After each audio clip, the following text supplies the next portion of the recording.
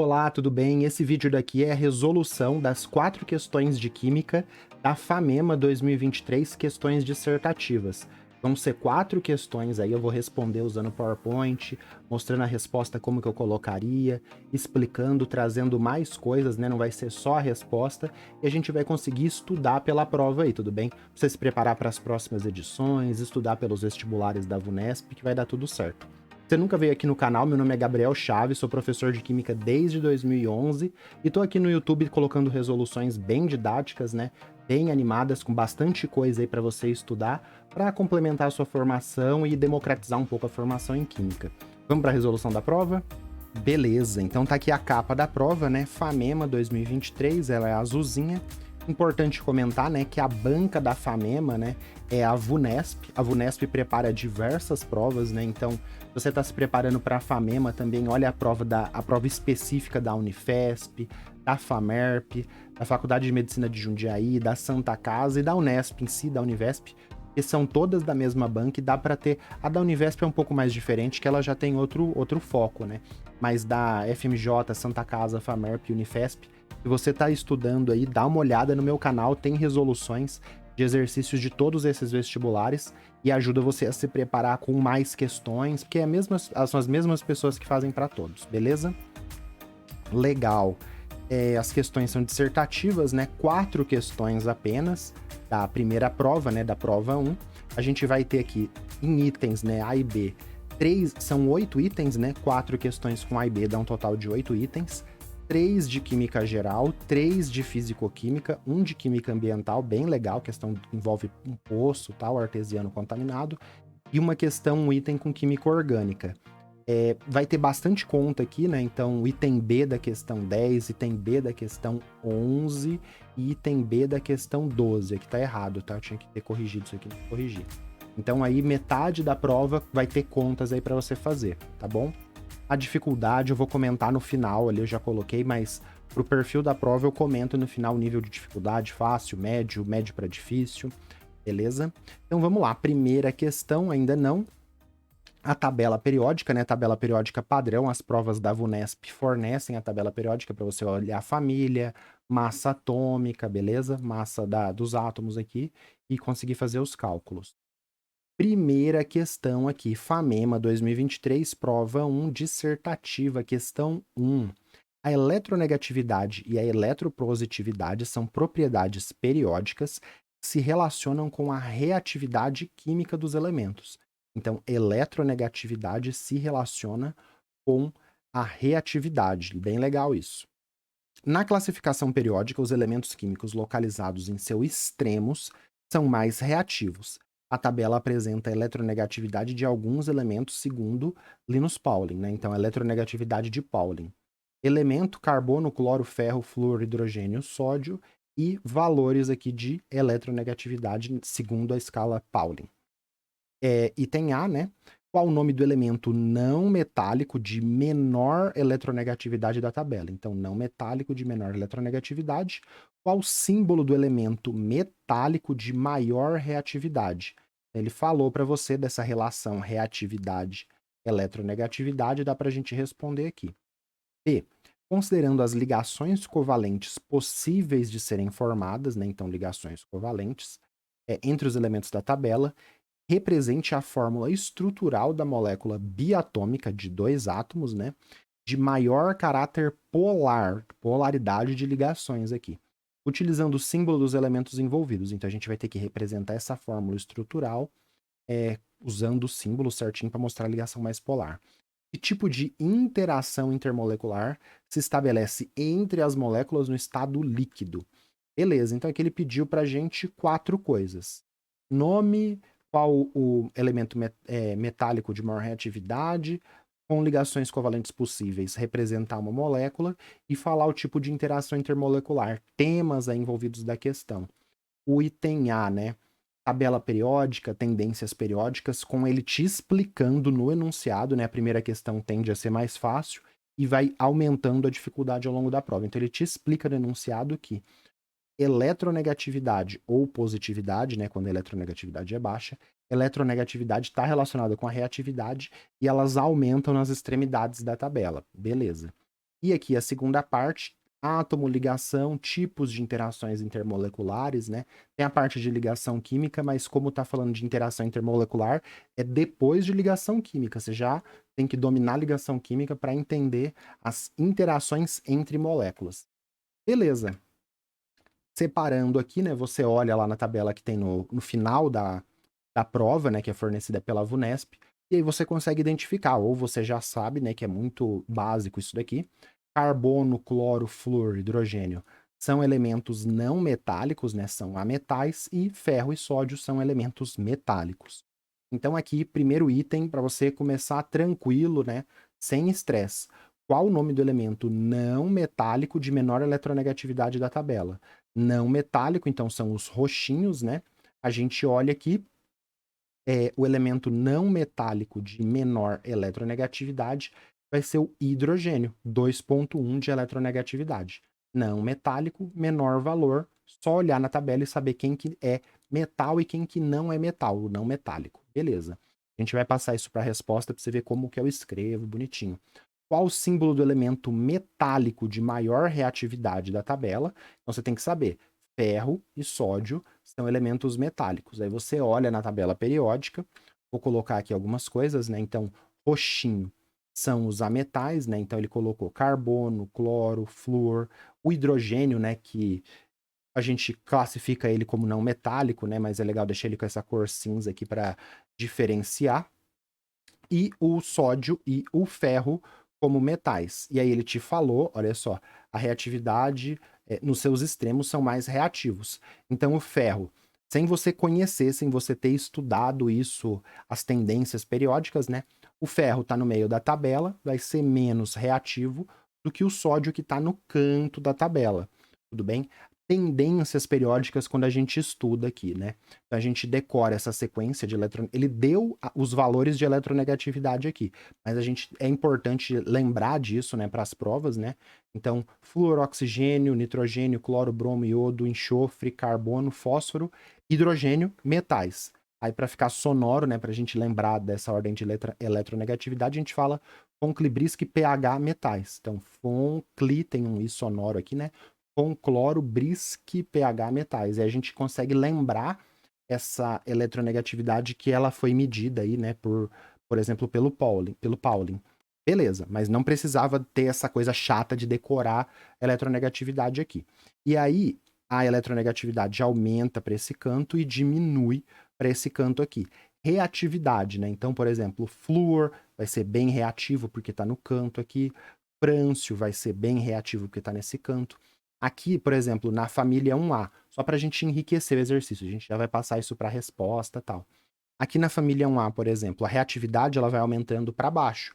Por quê? Porque vai ficando mais no canto da tabela. Então, o lítio ele é menos reativo que o sódio, que é menos reativo que o potássio, que é menos reativo que o último aqui, ó, que é o frâncio. Então, a reatividade ela aumenta para baixo e para a esquerda, ou o contrário aqui, se você pensar desses elementos desse canto, que são mais eletronegativos e mais reativos pelos a metais. Aí eu queria colocar isso aqui para você, que é um vídeo da Universidade da Carolina do Norte, só para você ver como que o sódio é mais reativo, para a gente estudar aqui pela questão, né? Se você jogar um pedaço de ferro na água, não vai acontecer nada.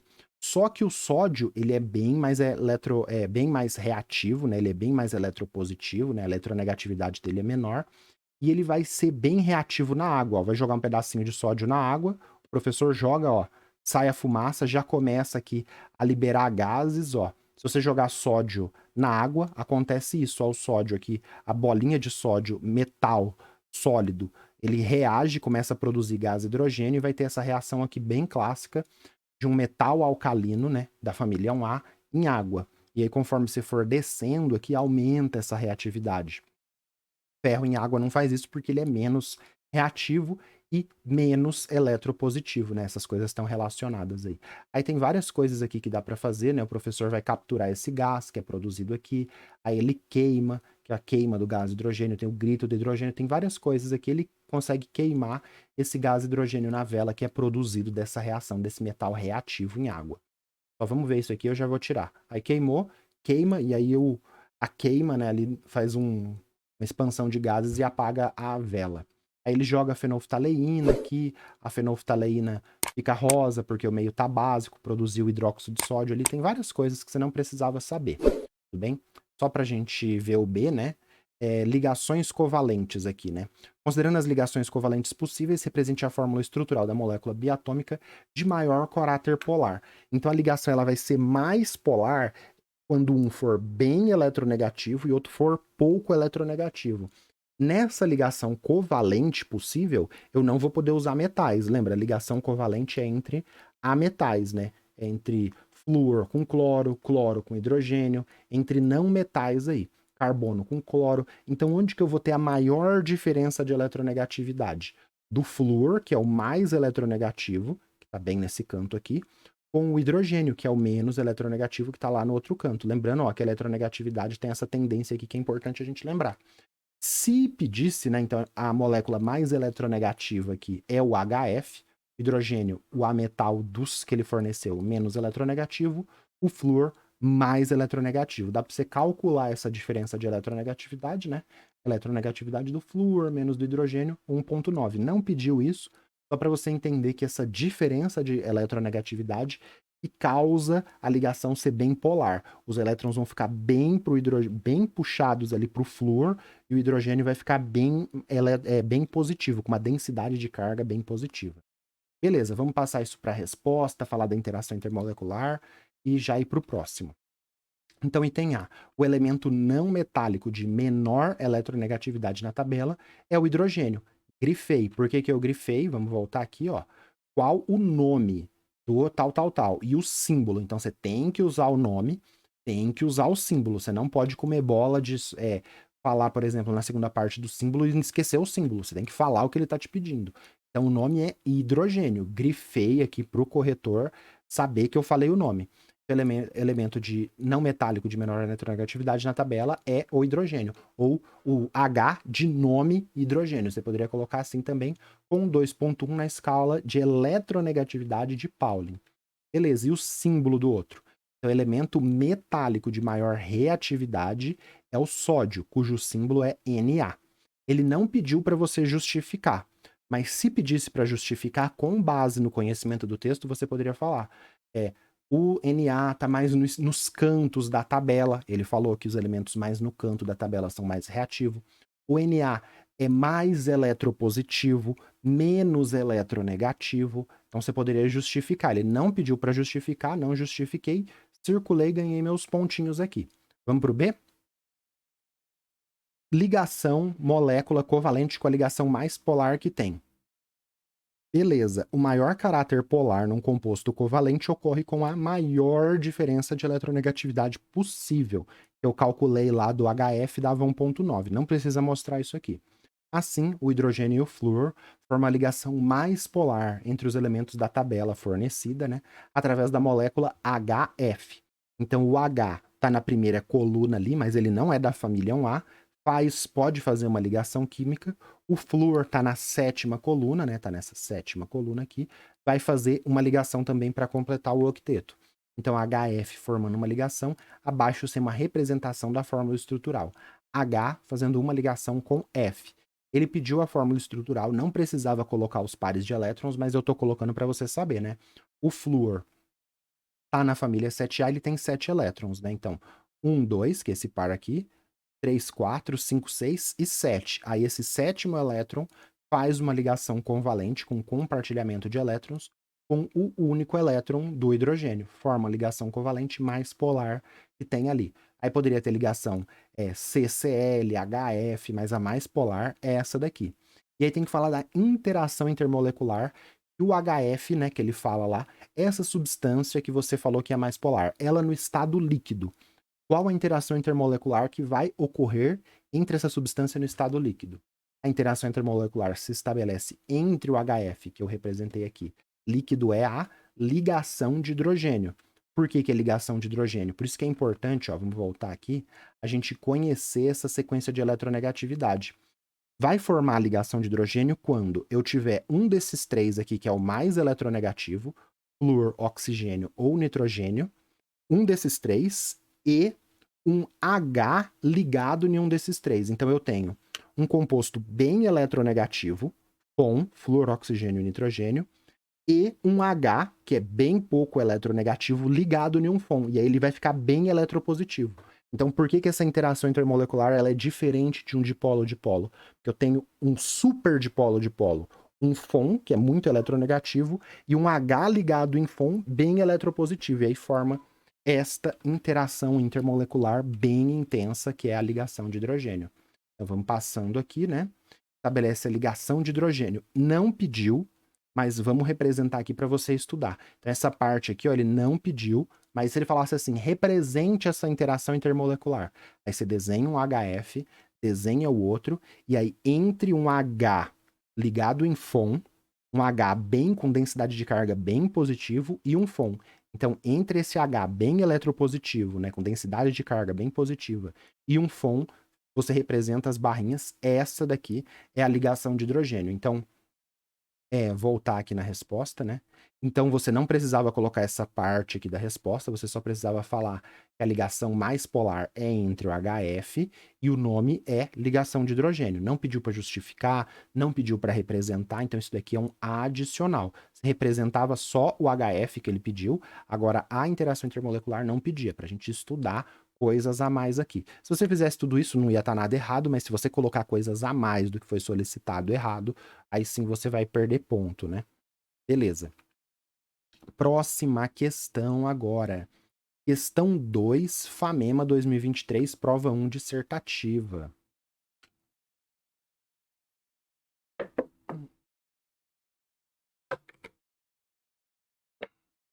Gente, que calor. Beleza. Então, questão 2, FAMEMA 2023, prova 1, dissertativa 2023. A contaminação de aquíferos urbanos, tem uma tabela aqui, né? NH3, NO2, NO3-, poços, né? Então, beleza, agora a gente lê. A contaminação de aquíferos urbanos por compostos nitrogenados é provocado pelos dejetos humanos provenientes de fossas sépticas, unidade de tratamento primário de esgoto, ou sumidouros, poços com abertura inferior que permite a infiltração de efluente. Então, uma fossa, né? O pessoal está no interior, não tem coleta de esgoto, cava um buraco, joga o esgoto ali. Aquele buraco que joga o esgoto é uma fossa séptica ou um sumidouro, né? Um lugar que tem uma abertura do poço, para o lençol freático e pode contaminar aqui com esse efluente. Beleza. O nitrogênio orgânico presente nesses dejetos, né? Das fossas, né? Das fossas sépticas, é absorvido por bactérias e eliminado na forma de amônia. Ele é absorvido por bactérias e eliminado na forma de amônia. O composto passa pela sequência de oxidação. A amônia vira NO2-, que é o nitrito, que vira o nitrato. A análise da água de 3 poços artesianos, 1, 2 e 3, por diferentes aquíferos urbanos, né, então diferentes locais, aqui, mostrou a seguinte composição. Então, poço artesiano tem essa concentração de amônia, essa concentração de nitrito e essa concentração de nitrato. O poço 2 não tem amônia e não tem nitrito, só tem nitrato. E o poço 3 só tem nitrito e só tem nitrato, mas não tem amônia. Beleza. E tem essa sequência de oxidação aqui. A. Considerando as transformações ocorridas com o nitrogênio presente nos dejetos. Que transformações? Essa daqui, ó, ele te falou.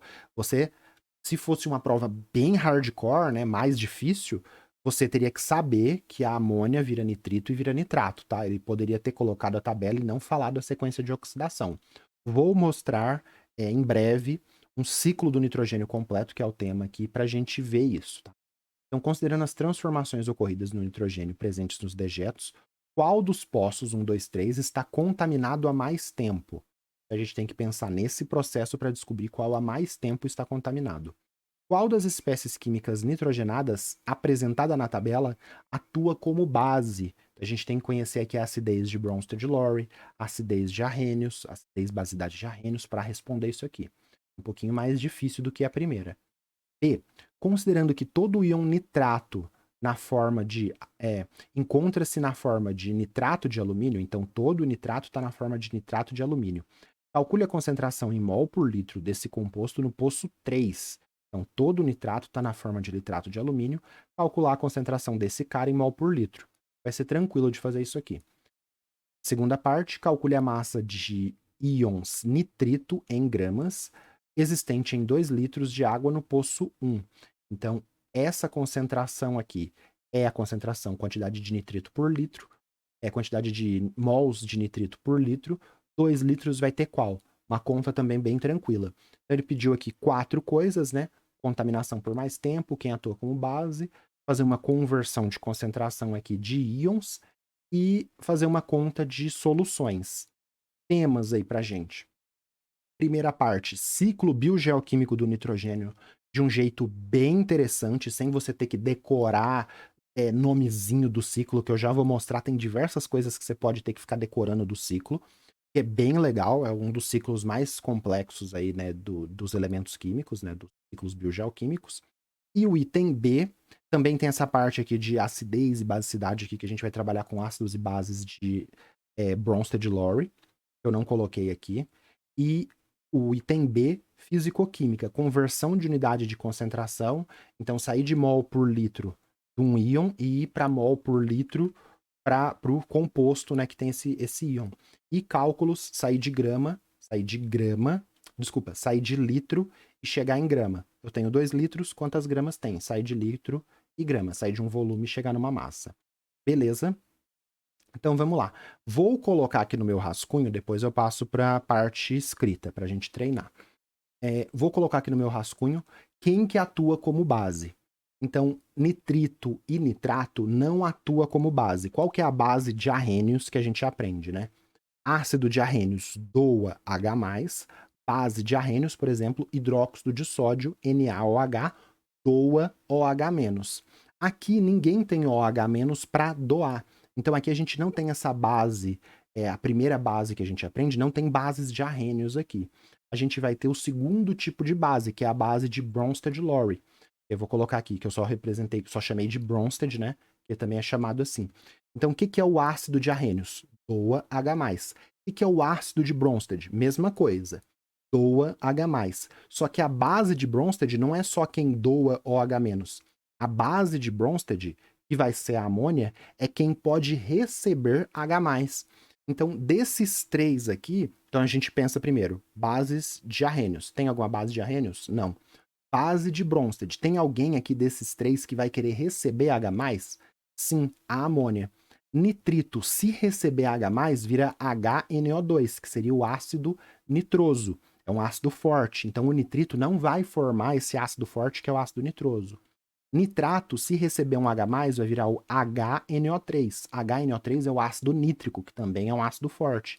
Então, nitrito e nitrato não recebe H+, porque eles vão formar ácidos fortes, que se ele forma um ácido forte, ele já libera esse H+ de volta. Outro jeito de você pensar é que esses compostos cheios de oxigênio, ele estabiliza bem aquela carga negativa. Então, o NO3, ele estabiliza bem essa carga negativa, e aquela carga negativa está bem distribuída ali nos 3 oxigênios, ele não vai querer receber H+. Então, beleza. Quem é a base aqui? NH3. Tem que saber que a amônia é uma base.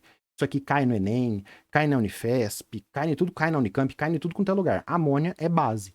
Como que ela se comporta como base, então, né? A gente está estudando aqui, não está resolvendo correndo, então vamos lá, vamos com calma. A amônia, ela atua como base de Bronsted. Se você jogar a amônia em água, vai formar um equilíbrio químico que vai sair um H da água e vai para a amônia e forma o NH4+, que é o amônio, e a água perdeu um H+, e forma o OH-. Total de carga aqui nos reagentes, 0 mais 0. Carga nos reagentes, 0. Total de carga nos produtos, mais 1 com menos 1, 0. Então, esse é o equilíbrio que, no ciclo do nitrogênio, como que a amônia está ali no solo? Está como amônia e amônio, porque a amônia no solo tem água, ela reage com a água, pega o H+, se comporta como base e forma o amônio. Então, no ciclo do nitrogênio, amônio e amônio a gente representa junto ali, porque eles estão em equilíbrio. Belezinha? Certo. E qual dos poços está contaminado há mais tempo? Já vou explicar aqui como que isso aqui acontece. Contaminado há mais tempo, a gente vai ter que pensar nessa parte aqui da sequência de oxidação. Só para você entender aqui como que acontece o equilíbrio ácido-base, a amônia, né, NH3, tem um par de elétrons, esse par de elétrons pega o H e essa ligação vem para o OH que sobra da água. Então, o NH3 amônia pegou um H da água, formou o NH4+, nitrogênio fazendo 4 ligações, por isso que está aqui com carga positiva, e o OH da água que sobrou, esse par de elétrons vem para ele e sobra o OH-. Isso aqui já é um pouco mais avançado para você entender como que ocorre o equilíbrio. Você pode só lembrar disso daqui, tudo bem? Ou só lembrar que a amônia é uma base de um jeito mais tranquilo. Amônia, né? A gente tem o amoníaco, né, que a gente vê, então amônia, base. Beleza. Qual que está contaminado aqui há mais tempo? Vai estar contaminado há mais tempo o poço 2. Por quê? Pensa só, não tem amônia, não tem nitrito, só tem nitrato. Se só tem nitrato, né, que é a segunda coisa que ele perguntou, significa que toda a amônia que estava nesse poço 2 foi oxidada a nitrito.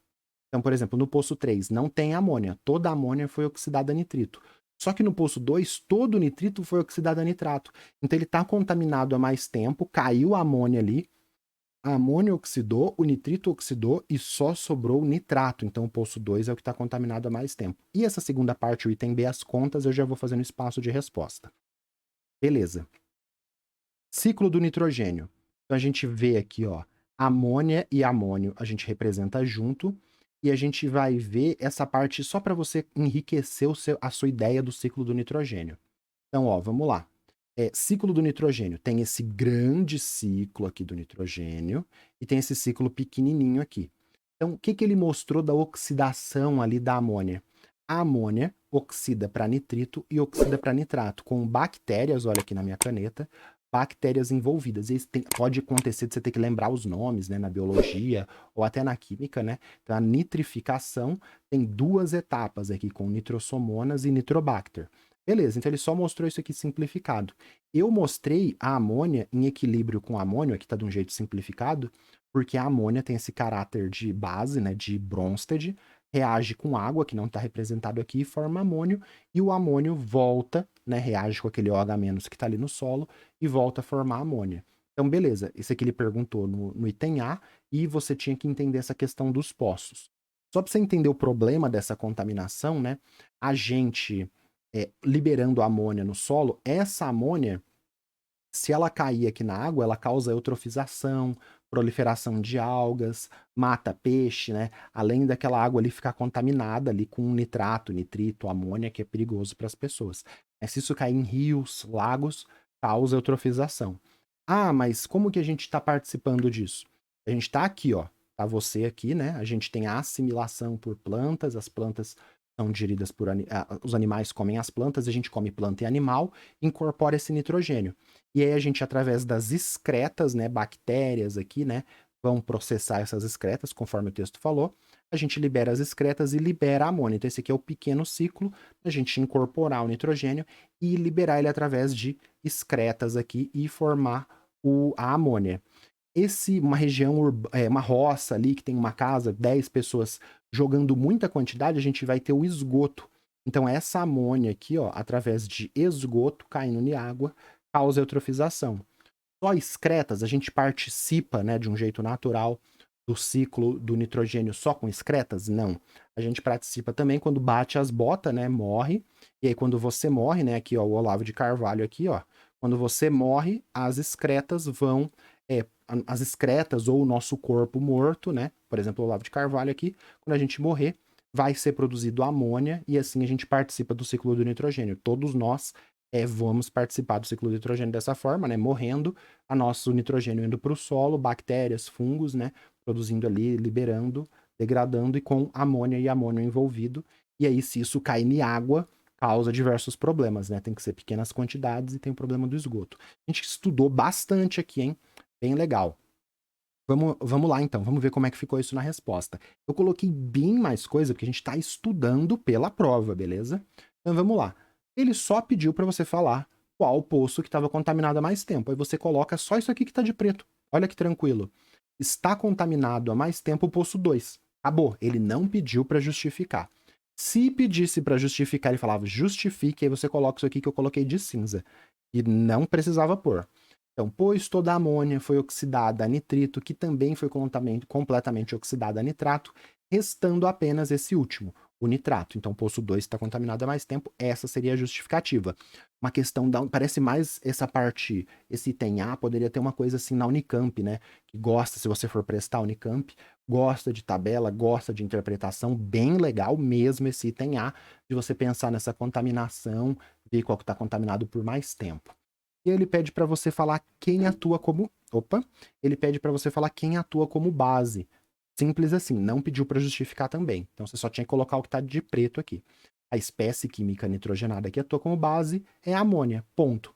Respondeu isso, já ganhou todos os pontos. Se pedisse para justificar, você colocaria, podendo se comportar como uma base de Bronsted e recebe H+, devido ao par eletrônico livre do nitrogênio. Represente a equação química. Aí você colocaria aquela equação NH3 com água formando amônio e OH-. Se pedisse a equação. Não pediu, só essas partes pretas, bem tranquilo. Fica fácil a questão, mas dava para dificultar muito, dependendo da quantidade de coisas que você pede para quem está fazendo a prova. Beleza, agora a gente vai para a parte de físico-química, cálculo de soluções. Eu vou fazer por análise dimensional, que é o jeito mais inteligente, é mais fácil, mais tranquilo do que você ficar montando regra de 3 aqui, que vai dar muito trabalho. A análise dimensional é uma regra de 3 parecida, né? É a mesma coisa, vai chegar na mesma resposta, só que ela já está montada ali no final. Então ele falou assim, calcule a concentração do nitrato de alumínio, assumindo que todo aquele nitrato do poço 3 está na forma de nitrato de alumínio. Então você tem lá a concentração 5,4 vezes 10 a menos 4 mol de nitrato por litro. Essa é a concentração que está na tabela. E aí você olha para esse cara aqui. Você tem 3 nitratos, ó, NO3, parênteses 3, para 1 alumínio. Então você tem 3 nitratos para 1 alumínio. E você tem todo esse composto iônico aqui. Em um composto iônico, um desse cara aqui, você tem 3 nitratos. Se ele quer a concentração desse cara aqui, a gente usa essa relação. 3 nitratos, né? Porque esse 3 multiplica tudo. 3 nitratos para um compostão desse. Aí a gente utiliza essa proporção estequiométrica aqui do composto, né? 3 mols de NO3-, porque a concentração está em mol de NO3-, você vai cortar. Então eu tenho 3 mols de nitrato para 1 mol de tudo desse composto iônico aqui. Corto o nitrato, vou sobrar em cima mol de nitrato de alumínio, dividido por litro, que o litro não cortou. 5,4 dividido por 3, né? 1,8, 3,6, 5,4. Então, 1,8 vezes 10 a menos 4 mol de nitrato de alumínio por litro. Essa é a concentração do cara que ele me pediu. Circulei e fechou.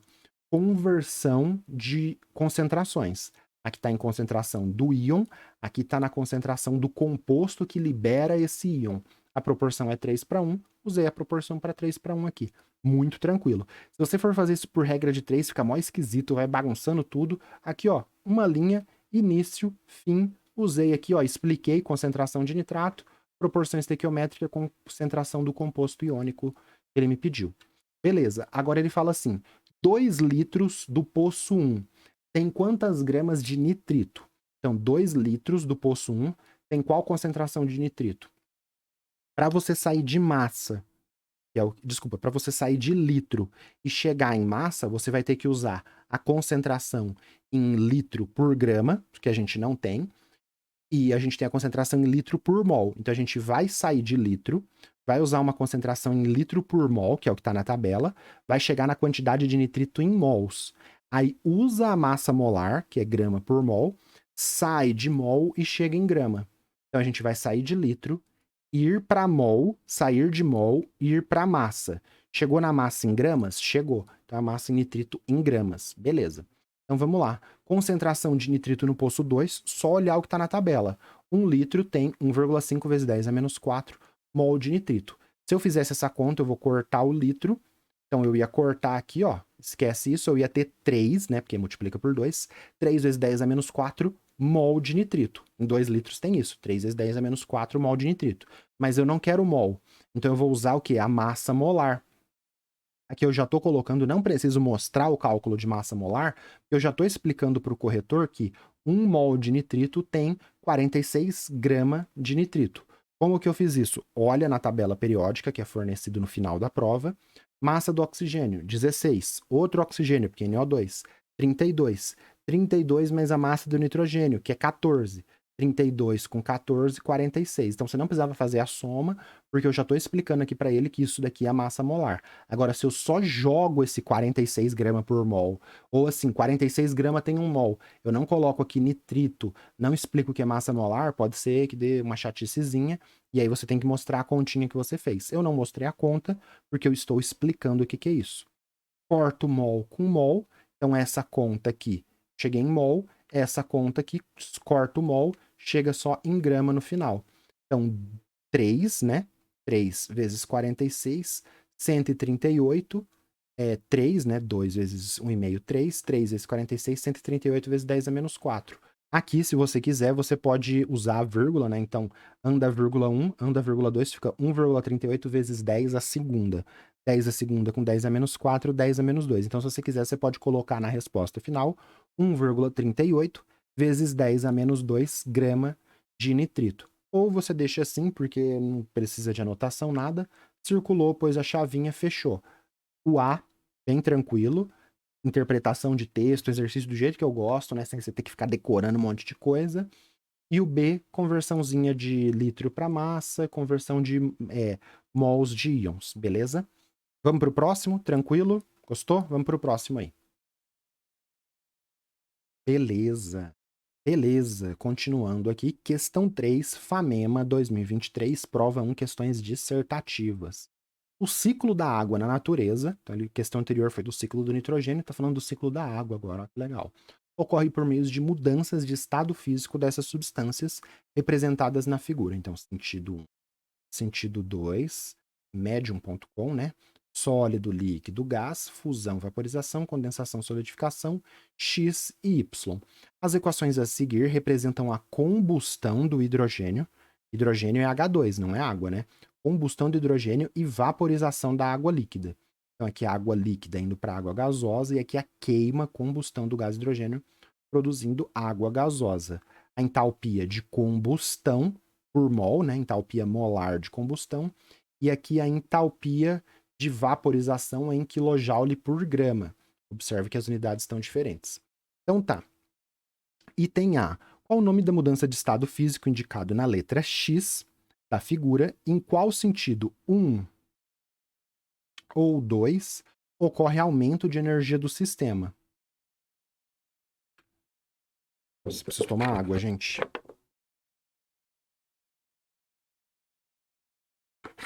Nossa, aumento de energia do sistema. Tá um calor absurdo aqui. Beleza. Então, nome dos estados físicos, né? É o que ele pediu aqui. E a energia do sistema. B. Determine a energia produzida em kJ na combustão de 10 gramas de hidrogênio. Então, queima dessa massa de hidrogênio produz que energia? Estequiometria de termoquímica simples. Sair de massa e chegar em energia. Aí você usa aquele valor de entalpia em kJ por mol e usa massa molar em mol por grama. Segunda parte do item B, calcule o valor da entalpia de formação, entalpia padrão de formação da água líquida. Então a gente tem a reação de formação da água líquida aqui? Não, a gente tem que conhecer, esse item B já é um pouco mais difícil aí, você tem que saber o que é entalpia padrão de formação, como que chega nela, lei de Hess. Então vamos lá. Beleza. Primeira parte, item A, química básica, química geral, termoquímica das mudanças de estado físico, mudanças de fase. Bem tranquilo. E o item B é termoquímica, mas já é aquela termoquímica de cálculos massa, energia, entalpia, padrão de formação. A gente vai ter que usar a lei de Hess, que a gente vê também na termoquímica. Beleza. Nome do processo em X, então aqui, né, do sólido para o gás, o nome desse processo é sublimação. Todas as substâncias podem sublimar, tudo bem? Dependendo da condição de temperatura e pressão, qualquer substância pode sublimar e sair do sólido para o gás.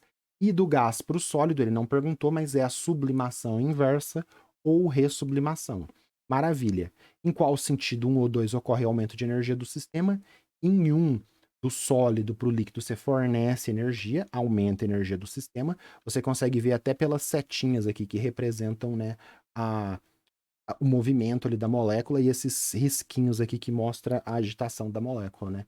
Então, no sólido, pouco agitado, no líquido, mais agitado, no gás, uma agitação bem maior e a setinha maior ainda.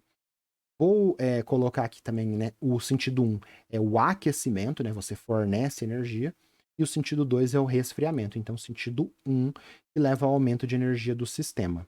Beleza? Vou colocar isso na resposta, aguenta aí para você ver como que eu escrevi. O segundo é grama para quilojoule, é uma estequiometria de termoquímica simples, a gente vai fazer ela linearzinha por análise dimensional, massa, que a gente tem aqui de hidrogênio, mol de hidrogênio, chega em mol de hidrogênio vai para quilojoule liberado nessa combustão. E essa segunda parte aqui, valor da entalpia de formação da água, tem que conhecer aí o conceito de que é uma reação de formação, né? Então, calor de formação, a entalpia padrão de formação de um composto, ele é obtido da formação com espécies elementares, substâncias simples também, né? Espécies elementares na forma alotrópica mais estável. Então, se eu for formar o CO2, CO2 tem carbono, vou usar carbono grafite ou carbono diamante? Carbono grafite, que é a forma alotrópica mais estável. Vou usar substâncias simples, né? Carbono, oxigênio. Então, se eu vou formar água aqui, eu vou usar H2 gasoso, O2 gasoso, substâncias elementares, espécies elementares, substâncias simples, na forma mais estável, nas condições de NTP, e depois a gente tabela isso e faz os ΔH padrão, bolinha, né, de formação dessas substâncias. Beleza. Vou colocar aqui um resuminho para você, só para você quiser saber mais coisas sobre a parte do item A, né? Então você dá uma olhada lá. Aqui eu tô colocando com essa movimentação para enriquecer o exercício. Eu tenho uma playlist só de resumos. Resumo de tratamento de água, resumo de densímetro, resumo de mudança de fase. Esse daqui é o resumo, eu vou explicando, tal. Dá uma olhada na minha playlist de resumos, eu explico esse resumo aqui de mudança de estado físico. Aqui, ó, dá pra gente ver a energia cinética do gás, né, maior, o líquido média e do sólido uma agitação ali bem menor. Então a energia cinética aumenta para a direita, porque é um processo via aquecimento. Aqui minha seta está trocada, né, em relação ao do exercício. Aqui eu coloquei o aquecimento para embaixo, a seta que vai para a direita embaixo. Então, via aquecimento num processo endotérmico que absorve energia, absorvendo calor, aumentando a energia do sistema. Beleza? Só para enriquecer aí. Vamos passar isso para a resposta? Então, item A, bem tranquilo, né? Só pediu o nome da mudança de fase. Mudança de estado indicada em X é sublimação, ponto. Não pediu para justificar nada, né? Com, se ele pedisse, passa de quem para quem, isso que tá de cinza claro, você não precisava pôr, tô colocando só para enriquecer. Com a passagem de fase sólida, da fase sólida para a fase gás. Em qual sentido ocorre aumento de energia do sistema? Ocorre aumento de energia do sistema com o sentido 1, ponto. Só tinha que colocar o que está de preto escuro aqui. Se ele pedisse para justificar, explicar, comentar, pois nesse há aquecimento num processo endotérmico que absorve energia, o aumento de energia cinética das moléculas e do sistema como um todo. Então você poderia justificar aí se fosse solicitado, tá? Não precisa pôr o que está de cinzinha. B, cálculos de termoquímica aqui agora. A primeira parte é mais tranquila, vamos lá então. 10 gramas de hidrogênio na combustão. Ele deu a entalpia de combustão lá para a gente em quilojoule por mol. Então eu vou ter que sair de grama e ir para mol. Eu vou usar grama embaixo para cortar e mol em cima. O que eu tenho com grama e mol? Massa molar. Então, a massa molar do hidrogênio é H com H, massa de um hidrogênio só é 1, 2 gramas por mol, corta grama, chega em mol de hidrogênio. É o que eu quero, mol de hidrogênio? Não, eu quero quilojoule. Lá na equação, né, foi mostrado a entalpia de combustão em quilojoule por mol. Eu vou pôr quilojoule embaixo e mol em cima? Não, porque vai ficar mol ao quadrado dividido por quilojoule. Eu vou pôr aquele valor com mol embaixo para cortar com esse mol em cima e o quilojoule em cima. Então, eu vou usar quilojoule por mol aqui para cortar o mol. Então lá estava escrito menos 242,9 quilojoules liberados, né? Porque está negativo. Uma combustão libera energia, por isso que o valor é negativo, por mol de hidrogênio. Corta o mol, o que é isso daqui? Entalpia de combustão. 10 dividido por 2 é 5. 5 vezes esse valor dá menos 1.214,5 quilojoules. Essa é a energia produzida circulou, pois os dois pauzinhos fechou. Você fez 3 das 4 coisas que ele te pediu. Maravilha. Agora, essa quarta parte vai dar um trabalhinho e agora fica difícil o exercício. Então, vamos lá. A gente vai usar a lei de Hess para encontrar o valor da entalpia de formação da água líquida. Entalpia de formação da água gasosa é uma coisa, entalpia de formação da água líquida é outra. Então, meu gato está aqui atrás. Então, vamos lá. Equação de combustão que foi colocado lá, formando água gasosa. Água H2 gasoso reagindo com meio oxigênio, formando água gasosa, ele forneceu o valor em kJ por mol. A gente já vai por aqui. Esse vai ser a reação 1. Segunda reação que foi fornecida lá. Água líquida formando água gasosa formando água líquida. Só que, olha só, vamos voltar aqui. Opa, desculpa, passei muito. Ele forneceu do líquido indo para o gás. Eu vou inverter essa reação que ele forneceu para, na lei de Hess, quando eu somar a primeira equação com a segunda, eu cortar a água líquida e ter esses constituintes que são substâncias elementares, substâncias simples na forma alotrópica mais comum, esses caras formando água. Esses caras formando água é a entalpia padrão de formação da água líquida. Então, beleza. Então, eu inverti a segunda reação. Vamos lá, né? Vamos passando. Coloquei a primeira do jeito que foi fornecido. Inverti a segunda para quê? Para quando eu somar, eu cortar essa água gasosa com essa. E aí, na soma, eu vou ter H2 com meio oxigênio gasoso formando água líquida. Essa reação é a entalpia de formação da água líquida. Então, por que esse exercício é difícil? Quando alguém fala, o valor da entalpia de formação da água líquida é tanto, você tem que saber que aquele valor é dessa reação aqui. Tem que saber montar essas reações de entalpia padrão de formação, entalpia de formação das substâncias. Substâncias simples, no estado holotrópico mais comum. ΔH dessa, mais ΔH dessa que eu inverti, vai dar ΔH3. Então, ΔH1, menos 242,9 kJ por mol, foi fornecido. ΔH2, lá era 2,43 kJ por mol, desculpa, 2,43 kJ por grama. Eu inverti a reação, então, ó, olha lá estava positivo, ó, 2,43. Quando eu inverter a reação, vai inverter o sinal. Então, agora não é mais 2,43, é menos 2, porque eu inverti a reação. Só que essa está em kJ por mol e essa está em kJ por grama. Não dá para somar coisas com unidades diferentes. E essa daqui é a reação 3. ΔH3 é ΔH da primeira reação mais o ΔH da segunda reação. E esse ΔH aqui que a gente está calculando é ΔH, bolinha, né, padrão de formação da água líquida. Beleza, posso só chegar e somar esses dois? Não.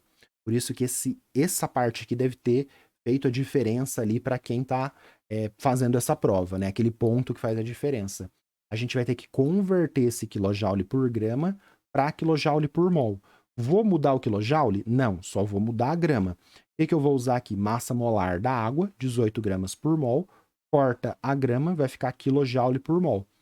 2,43 vezes 18, aí você faz lá no rascunho, 2,43 vezes 18, dá 43,7. Opa, agora eu tenho ΔH1 e ΔH2 em kJ por mol. Aí eu vou somar. Então, ΔH3, né, que é dessa reação aqui, é o ΔH padrão de formação da água líquida, que é ΔH1 mais ΔH2. Esses dois valores aqui somados dá menos 286,6 kJ por mol. Difícil esse item, tá? Esse item aqui é difícil. Não por causa dessa conta aqui, que é uma conta mais clássica, mas por você ter que fazer uma conversão de unidade aqui, fazer lei de Hess, construir a reação da entalpia padrão de formação. Então, tirando a primeira parte, são 4 coisas que pediu, né? 1, 2, 3. Essa quarta parte aqui, essa quarta parte sozinha, pediu várias habilidades aí, né? Saber lei de Hess, saber fazer conversão de unidade, saber o que é a entalpia padrão de formação, contas aqui, continhas que não são fáceis, né, de fazer rápido ali no nervosismo, você pode errar. Então, um item mais difícil mesmo. Primeiro item, fácil. Segundo item, difícil. Aí fica aquele médio para difícil, porque ali para as questões para o nível das provas da FAMEMA, né, um item mais difícil. Beleza? Gostou? Resoluçãozinha bem caprichada, bem explicada, Qualquer dúvida, deixa um comentário que assim que possível eu respondo e as pessoas se ajudam também no chat, que é importante, no chat, nas conversas do YouTube. Beleza? Vamos continuar. Última questão aí pra gente. Questão 4, FAMEMA 2023, prova 1, questões escritas aí, né? Então tem uma substância orgânica e um equilíbrio. Analise a equação que representa a ionização de uma substância utilizada como analgésico, né? Então, analgésico, essa substância aqui em equilíbrio. O que está mudando daqui para cá? Ah, esse H está saindo. Então, aqui tinha essa função, virou esse negócio com carga negativa e saiu um H+. Beleza. Esse analgésico apresenta constante de ionização Ka, 3,2 vezes 10 a menos 4, e é mais facilmente absorvido pelo organismo na sua forma ionizada. Então, essa é a forma não ionizada, sem cargas, e essa daqui é a forma ionizada, beleza? Não ionizada, ionizada, constante ácida, baixa, 10 a menos 4, então esse daqui é um Ka é ácido, né? Ka é constante ácida pequena significa que é um ácido fraco. Então, é um ácido fraco, não ionizado, ionizado liberando H+. Quais as funções orgânicas presentes na molécula desse analgésico?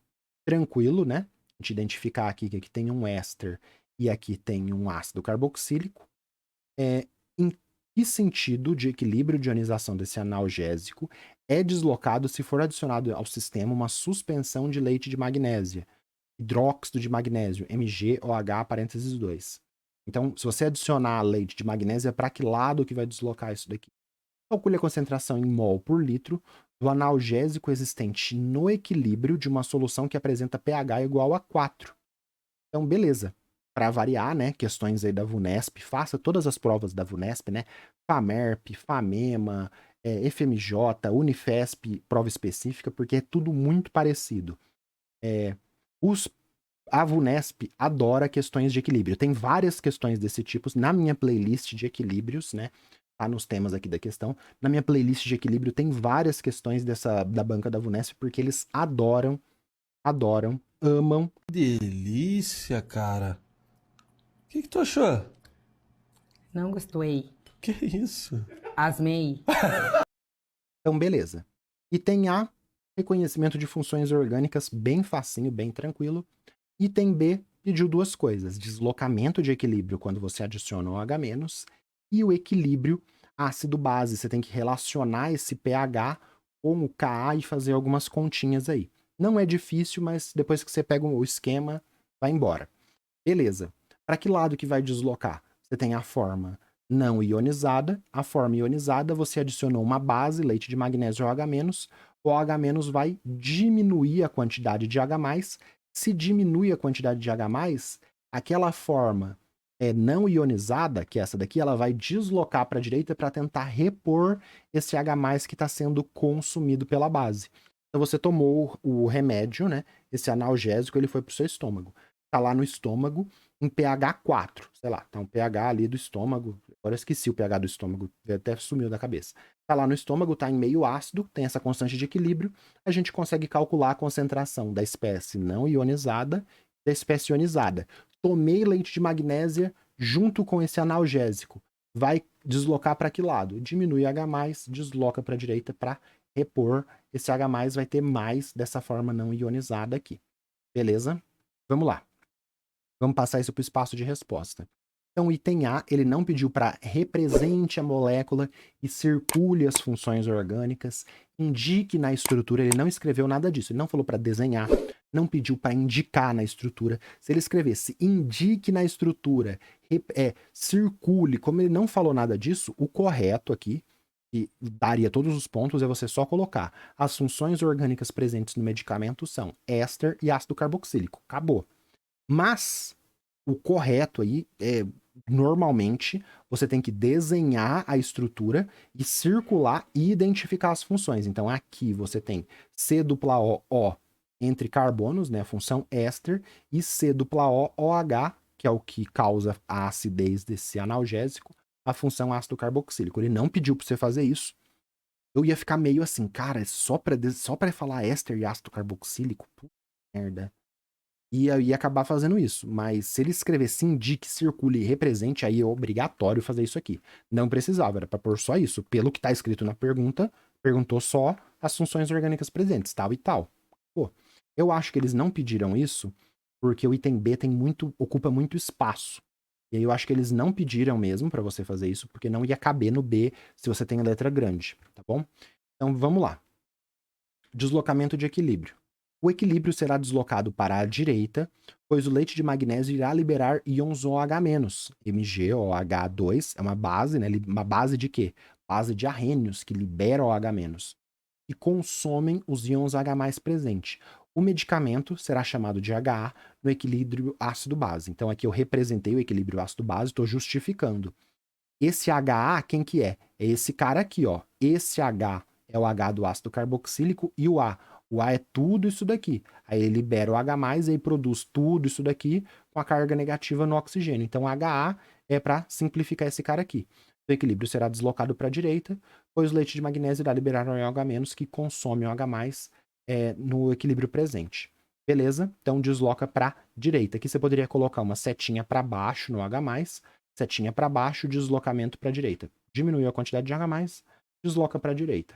Beleza? Ganhamos nosso pontinho aqui. Agora, ele pediu para a gente calcular a quantidade do medicamento na sua forma não ionizada, que é o HA aqui, esse HA. Quanto que tem de HA no equilíbrio se o pH for 4? Aí você sabe, pH 4, concentração de H+ é 10 a menos 4. Então, concentração de H+ no pH 4, 10 a menos 4. pH 4, H+ é 10 a menos 4. Você pode já colocar isso direto. Vou explicar aqui bonitinho, né? Para você colocar aí. Então, o potencial hidrogênio iônico é dado por pH é menos log da concentração de H+. Pega o menos, passa para lá. Fica menos 4 log de 10 na concentração de H+. Para você tirar o log, é você pegar esse 10 e passar para cá, fica 10 elevado a menos 4. 10 elevado a menos 4, concentração de H+. Então, beleza, a gente tem o Ka, e com pH 4, a gente tem a concentração de H+. Então, a gente tem o Ka e tem a concentração de H+. A gente quer o quê? A concentração inicial. Então, o que a gente faz? Início, reage forma e equilíbrio. Para quê? Para a gente montar na constante de equilíbrio usando essas coisas. Concentração do HA, concentração de H+, que vai ajudar a gente aqui, e a constante ácida. Então, no início, tem só o ácido, né, o analgésico, e 0 ali de H+, uma quantidade bem baixa, e 0 do ânion menos. Uma parte dele vai ser ionizada, então vai diminuir uma quantidade de X e vai formar X de H+, e X do ânion menos. Por quê? Porque ele se ionizou. Se ele se ionizou, só que em equilíbrio, né? Se fosse 100%, se eu tivesse, por exemplo, 1 mol por litro de H+, e fosse 100%, eu ia ter 1 mol por litro de H+, e 1 mol por litro de A-, que a proporção é 1 para 1 para 1. Só que não é uma reação direta, é um equilíbrio. Então diminui só uma parte, e essa parte que diminui do ácido HA é o que forma de H+, e é o que forma de A-. Só que eu sei que o pH é 10 a menos 4. Então eu sei, coloco aqui, que a quantidade de H+ é 10 a menos 4. Então, se eu tenho 10 a menos 4 de H+, eu vou ter ali também a quantidade de A- de 10 a menos 4, porque a proporção é 1 para 1. E como o Ka é muito baixo, como consumiu ali, Ka é muito baixo, é um ácido fraco, pouco desse ácido virou H+ e virou A-. Como o X é muito pequeno em relação à quantidade inicial, eu posso falar que em equilíbrio, a quantidade do analgésico não ionizado é igual à quantidade no início. Então, no equilíbrio, é igual ao início, porque o que diminuiu de X é muito pequeno. Agora eu tenho concentração de HA, que vai ser a mesma no início e no equilíbrio, porque o Ka é baixo, é um ácido fraco. Quantidade de H+, concentração de H+, perdão, concentração de A- e a constante ácida. Monto a constante de equilíbrio, né? A VUNESP adora questões assim. Ou ela dá a concentração inicial, faz para você montar tudo isso daqui, dá o pH e pede para você achar o Ka, ou ele dá o Ka, dá a concentração inicial, você tem que montar isso e achar o pH. Então é um desses três. Ka, concentração inicial do ácido, e Ka, concentração inicial do ácido, e pH. Ele dá 2 e pede o terceiro. Então ele dá esses 2 e pede o terceiro. Esses 3. Com esses 3, você consegue sempre montar exercícios. Eles vão montar. O cara que faz as questões para essas provas, ele já deve ter 20 prontas. Ele tem esses 3, dá 2, pede um, dá 2, pede o outro, dá 2, pede o outro. É sempre isso.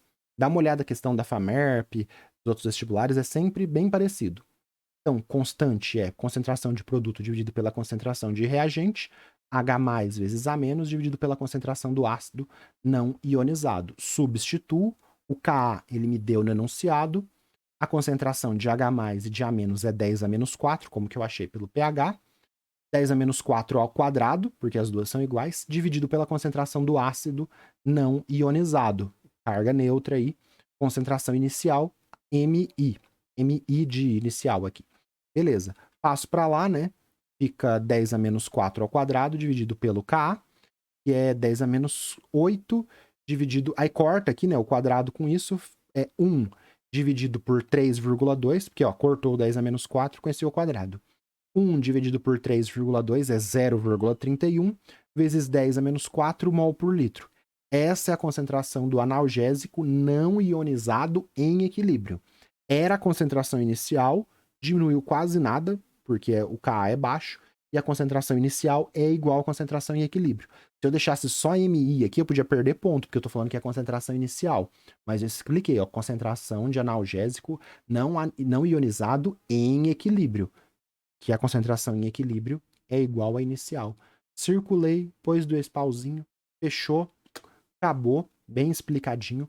Faça mais exercícios disso, que sempre cai nas provas da VUNESP, tudo bem? Legal. Terminamos a prova. Fizemos aí as 4 questões, né? Vamos dar uma olhadinha aqui.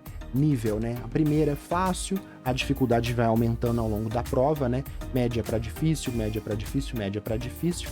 Começa a faltar espaço, né? A última questão com conta, o item B tinha que fazer aquela... Eu achei aqui a parte, o item mais difícil foi o item B da questão... Nossa, aqui tá tudo errado, né? Questão 1, questão 2, questão 3 e questão 4, tá? Não é 9, 10, 13, não. Questão 1, 2, 3 e 4. Eu achei das 4 aí, a partezinha mais difícil, o item B da questão 3. Tudo bem que tinha que fazer aquela conversão de quilojoule para grama, montar entalpia padrão de formação, saber lei de Hess, e ficava tudo muito apertado, então uma dificuldade extra aí. Questão com conta, né? Bastante continha. E eu achei a questão mais legal essa do ciclo biogeoquímico, traz uma questão dos postos, uma importância aí pra gente pensar e de forma não só ficar memorizando exercício ou decorando coisas, pra gente viver uma situação mais próxima do real. Bem legal. Bom, pessoal, chegamos aí no final. Se você não se inscreveu no canal, se inscreve. A maioria das pessoas que assiste os vídeos não é inscrito. Curte, comenta para dar aquela movimentada e me estimular a produzir mais vídeos, né? Eu fico muito feliz quando as pessoas comentam. E é isso, estude pelas playlists, tem várias coisas indicadas aí de material e vai dar tudo certo. Qualquer dúvida, qualquer coisa, deixa um comentário que assim que possível eu respondo. Beleza? Brigadão, valeu e tchau!